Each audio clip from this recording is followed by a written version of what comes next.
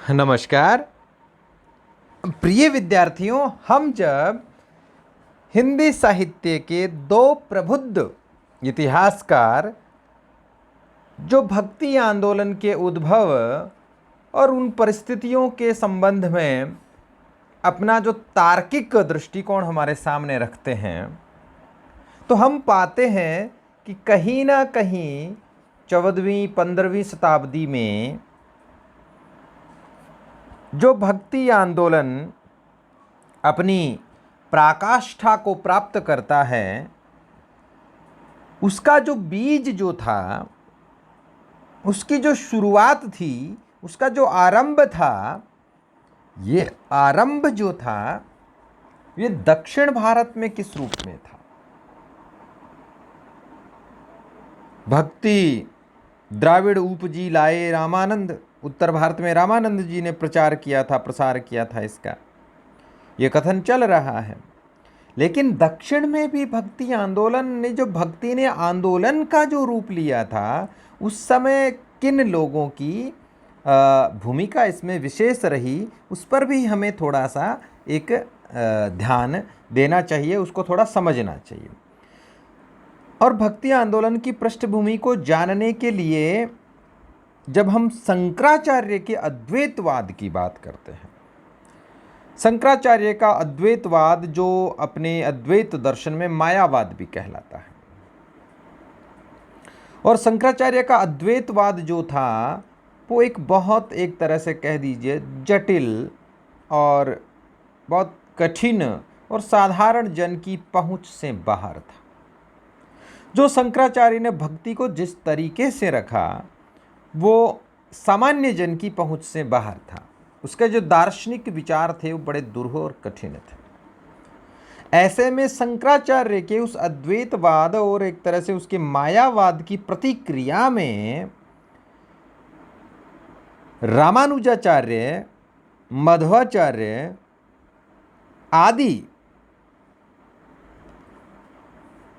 संतों ने जो भक्ति की जो नए तरीके की दार्शनिक व्याख्या की, वो बहुत महत्व रखती है। और उत्तर भारत में जो भक्ति आंदोलन आया, उसकी जड़ें, उसका आधार यही रामानुजाचार्य का विशिष्टाद्वैतवाद, मध्वाचार्य का द्वैतवाद, द्वैताद्वैतवाद यही रहे। मध्वाचार्य का द्वैतवाद है। ये जो विचार थे, इसको जब हम जानते हैं तो हम पाते हैं कि भक्ति किस प्रकार से एक कठिन से सरल की ओर बढ़ती हुई आंदोलन का रूप धारण करती है। और ये बहुत बड़ा आधार जो आचार्य शुक्ल ने कहा था कि भक्ति का सोता दक्षिण से उत्तर की ओर बढ़ रहा था, यानी भक्ति का उद्भव दक्षिण में हुआ, बाद में इसका प्रसार उत्तर भारत में हुआ। हमें इस बात में यह समझना है कि जो उत्तर भारत में जो भक्ति आंदोलन चला, उसमें ऐसे कौन से परिवर्तन आए जो दक्षिण से उस अलग थे, और दक्षिण में भी जो दो नैनार और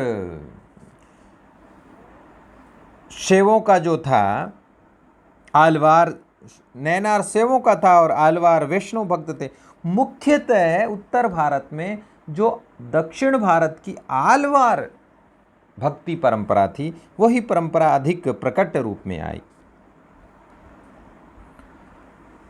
और इस संदर्भ में जब हम गौर करते हैं तो हम पाते हैं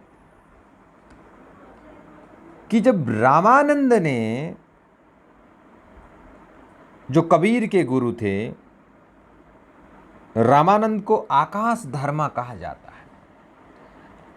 ये भक्ति आंदोलन के स्वर्ण युग को समझने के लिए बहुत बड़ी एक पंक्ति, एक बहुत बड़ा आधार आचार्य हजारी प्रसाद द्विवेदी ने आकाश धर्मा के रूप में रामानंद जी को देखा था। और इसका कारण क्या था मैं बताता हूँ। रामानंद रामानुजाचार्य की शिष्य परंपरा में थे, लेकिन रामानंद जी ने कभी भी अपने शिष्यों को अपने ही मत, अपने ही दर्शन के घेरे में बंद नहीं रखा, उनको खुला आकाश दिया। और यही कारण था कि रामानंद जो